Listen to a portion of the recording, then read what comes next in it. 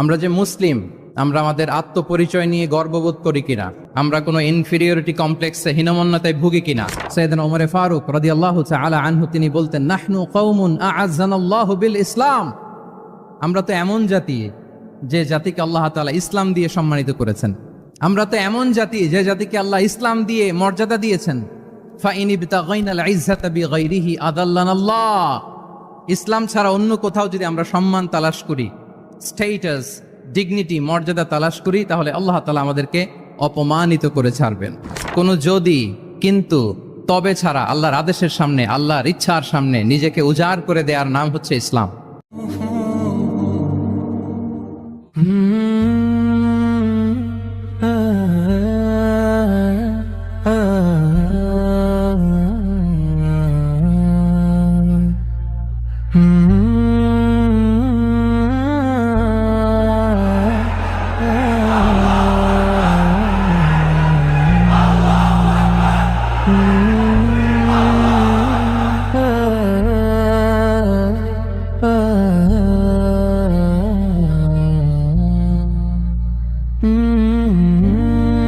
আসসালামু আলাইকুম ওয়া রাহমাতুল্লাহি ওয়া বারাকাতুহু।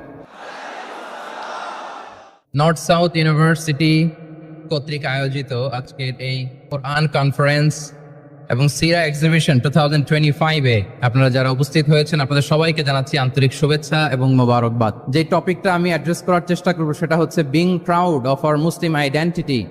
আমরা যে মুসলিম, আমরা আমাদের আত্মপরিচয় নিয়ে গর্ববোধ করি কিনা। আমরা যে মুসলিম, আমাদের কোর আইডেন্টিটি যে ইসলাম, এটা নিয়ে আমাদের মধ্যে কোনো সংশয় কাজ করে কিনা, আমরা কোনো ইনফিরিয়রিটি কমপ্লেক্সে হীনমন্যতায় ভুগি কিনা, এই বিষয়টা নিয়ে আজকে কথা বলবার চেষ্টা করবো ইনশাআল্লাহ বিইذনিল্লাহ।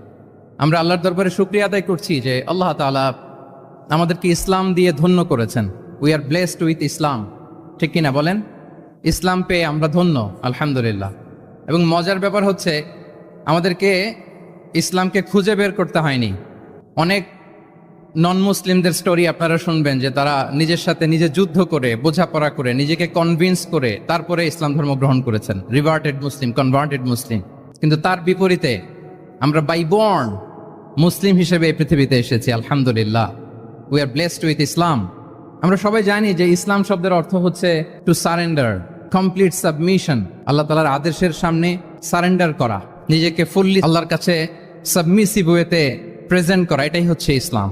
আল্লাহর আদেশের সামনে, আল্লাহর ইচ্ছার সামনে নিজেকে পেশ করা। কোনো যদি, কিন্তু, তবে ছাড়া, আই রিপিট, আমি আবারও বলছি, কোনো যদি, কিন্তু, তবে ছাড়া আল্লাহর আদেশের সামনে, আল্লাহর ইচ্ছার সামনে নিজেকে উজাড় করে দেওয়ার নাম হচ্ছে